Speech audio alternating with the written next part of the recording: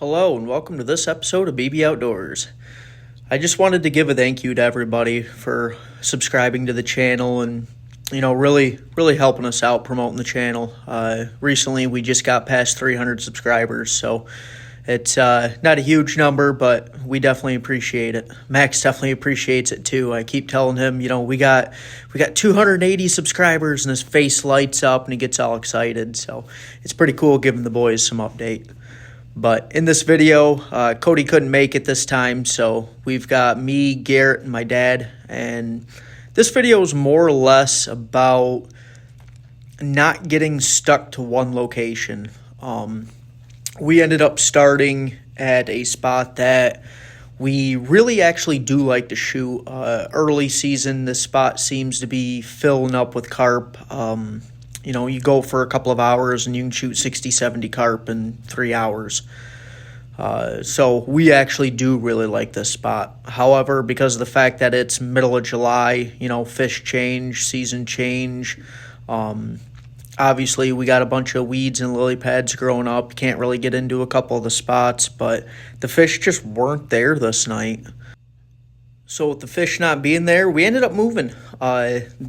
This is Dad shooting his fish. This is first fish of the new spot, and we went from incredibly dirty water to actually being able to see 4 or 5 foot down. So it was a move that we made at about 2 o'clock in the morning, so we knew we were only going to get 3 to 4 hours if we're lucky on the water, but, it paid off. As soon as we launched the boat, we ended up just going 100, 200 yards from the launch and started shooting fish. And we followed the shoreline for probably a half mile, and it was nonstop fish action. Go up every 15, 20 feet, run into one more. So definitely worth moving if you're not on fish. There's a spot somewhere that's got fish. If you notice too in this video, a lot of the times that we're actually on the fish, you see these little weed patches. Don't know fully if they're using them weeds as like a little feeding area, but little weed patches up against the shoreline, and they wanted to be there. Which is something that I look at pretty heavily, is just finding that little niche in the lake. Why are they here? Can I capitalize on it? Where's another area that looks just like this, or I can resemble it? Because if this was something to where we had to move multiple different areas and things like that to get on to fish, if I can mimic that spot from one spot to another, kind of like the last video trying to get to them feeder creeks, we could sit there and just stack fish based off of just following that pattern. So something that I key in on is finding whatever that niche of that lake is. Which is a little crazy too, because we're on an inland lake right now. We're not on big water. And we shot a little over 50 fish out of this lake in that 3 hour span, 4 hour span. So yeah, we didn't shoot a couple hundred, but at the exact same time, it's late July. The water level is, we've been getting a lot of rain. Water level's a little high.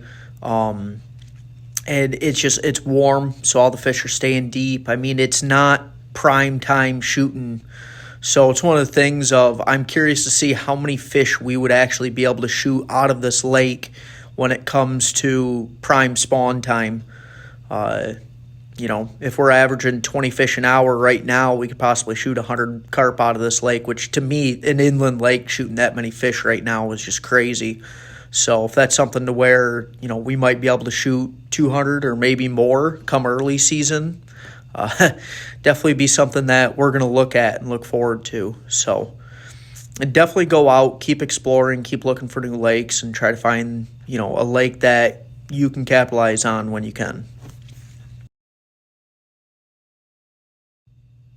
One thing new about this video is I am actually using a lighted knock for once. Went and spent the money and got myself a arrow with a lighted knock into it, and I think I actually do like it. I know Garrett's used them previously in previous videos, but I've kind of stayed away from it just because of the fact of the price of the arrow.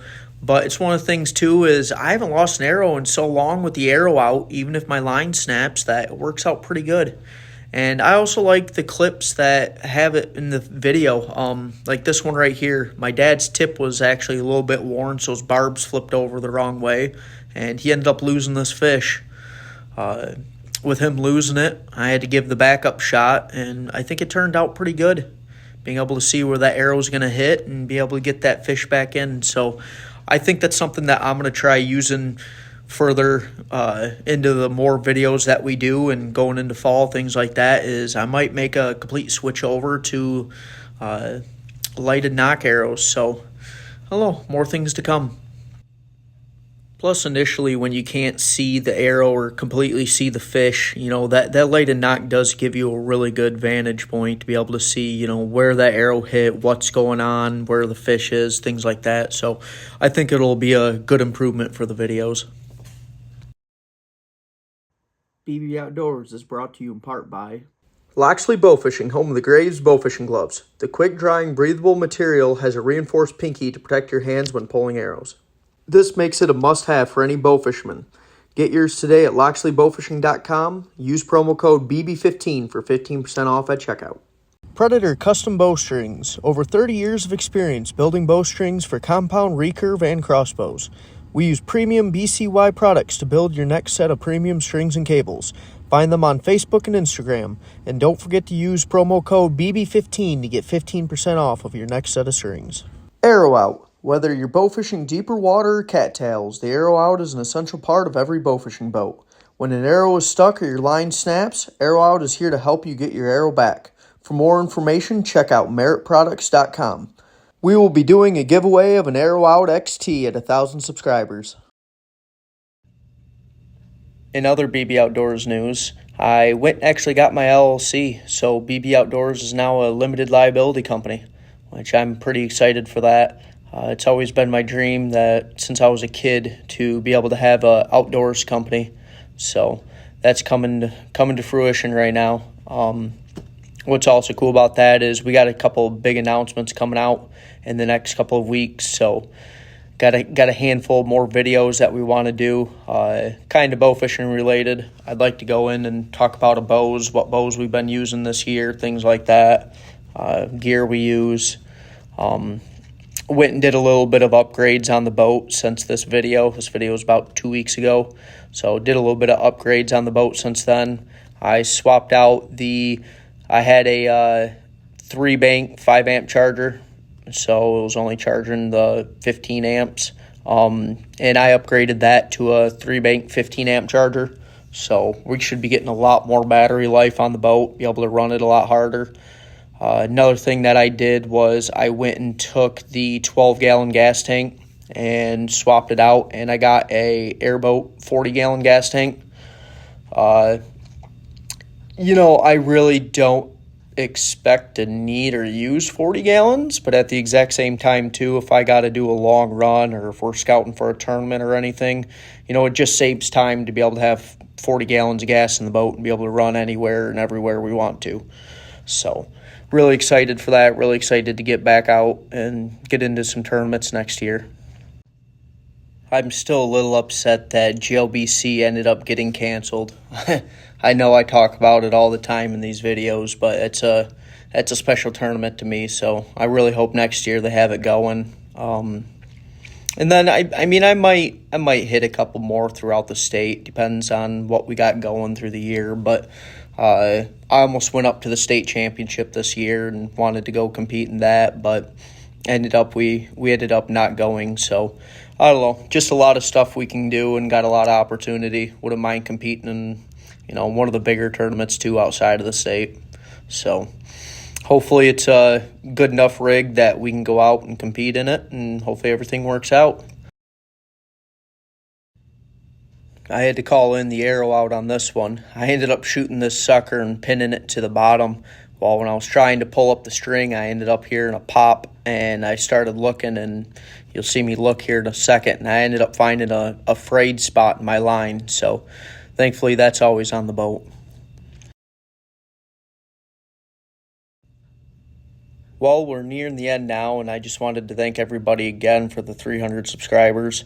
It's something that I didn't think that we would hit this early within our year. You know, the hunting and fishing outdoors and stuff like that, especially, you know, it's a very flooded market, but bow fishing doesn't. It's more of a niche market. So I'm really happy and really thankful for everybody and supporting the channel.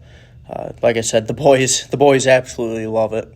And don't forget to follow BB Outdoors on Facebook and Instagram. I post more of our personal lives on those pages, but it's one of the things of this is a family-run company, and it's going to stay that way. So until next time, I'll catch you right back here on BB Outdoors.